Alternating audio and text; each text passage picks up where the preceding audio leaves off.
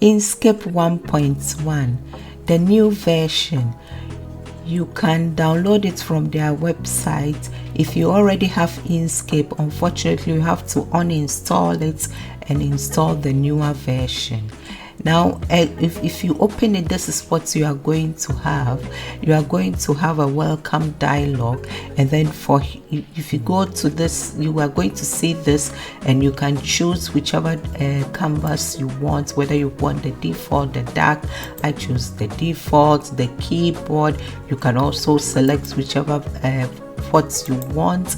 And then the appearance, you see, if it's classic Inkscape, this is how it's going to appear. You can also choose whichever one you want and it will update it. I go to the classic default, and then you can choose whether you want it dark or you want it as it is here. You can then save it, and then it will send you, when you save it, it will send you to the support by you, and then you can help Inkscape if you will, since it's a free software. It will be nice.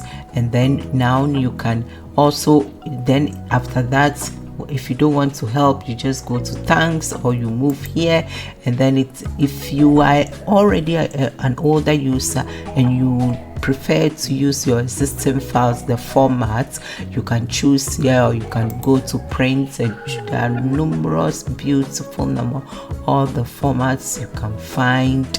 And then you can go to screen, other formats, with video, social, others. I will just go to existing file, and then you press new document. And you can also show this every day. I would keep it there if you are new and you think you would always want to do some changes. So if you go to new documents, it creates it gives you a new document here with whatever you chose. The next thing I would like to talk about is how they have a new thing that is copy. You can copy and paste selected notes. So let's go on and draw something like a rectangle here. Now with this, my rectangle, let me change the color so you can see what we are doing. Now I can go to first, since it is a path, if a thing we'll be doing, we would have to go to path, and then we change object to path, and then this is what we use to select the notes, and the name is edit paths by notes. So clearly we need a path. Now I can choose maybe 3 notes. Let's choose 3 notes. I go to shift, and then I select this, and then I can just go to copy, edit and copy, or Control C to do a copy, the shortcut.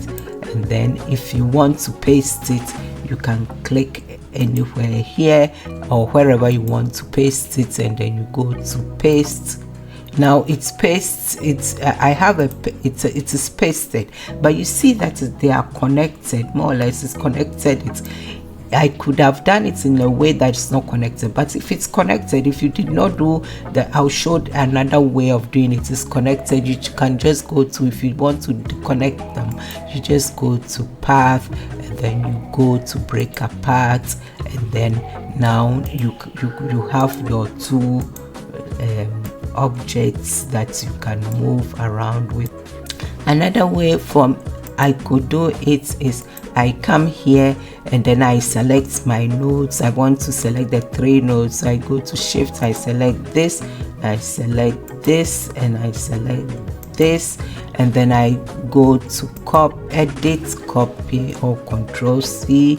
So I copy it, and then I move away from the edit path by nodes tool. I go to the select and transform object to just remove the nodes, and then I can go to either Control V or edit, paste, and then you see that now they are disconnected. So you can do the 2 options. Either you just do, and after you do a break, or you just deselect, go from the edit path by nodes to and go here, and then you can have the nodes that you've selected.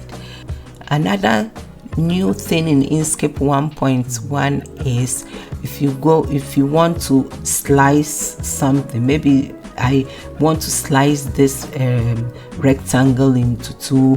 One thing I could do is this. First of all, if I have any objects, I have to change it to a path, object to path of it. This is already done.